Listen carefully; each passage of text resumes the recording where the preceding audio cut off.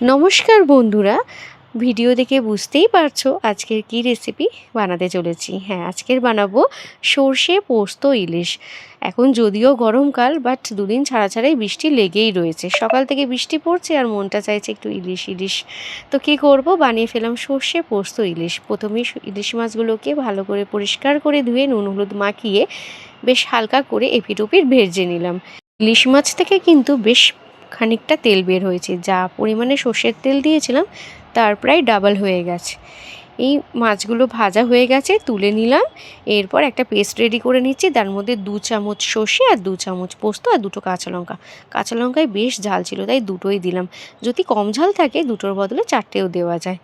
এরপর ওই তেলের মধ্যেই কালো জিরে ফোড়ন দিয়ে যে পেস্টটা রেডি করেছিলাম ওটা দিয়ে দিলাম।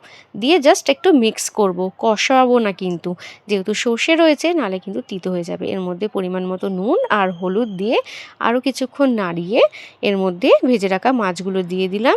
এরপর ওই সর্ষের যে পেস্ট করেছিলাম যে মিক্সিং বলে, সেই বাটি ধোয়া জলটা আর একটু পরিমাণ মতো জল অ্যাড করে ওর উপর থেকে কয়েকটা কাঁচা লঙ্কা চেরা দিয়ে 5 থেকে 7 মিনিট ফুটিয়ে নিলেই, আর যখন গ্রেভিটা গাঢ় হয়ে যাবে আর তেল ছাড়তে শুরু করবে, তখনই রেডি সর্ষে পোস্ত ইলিশ।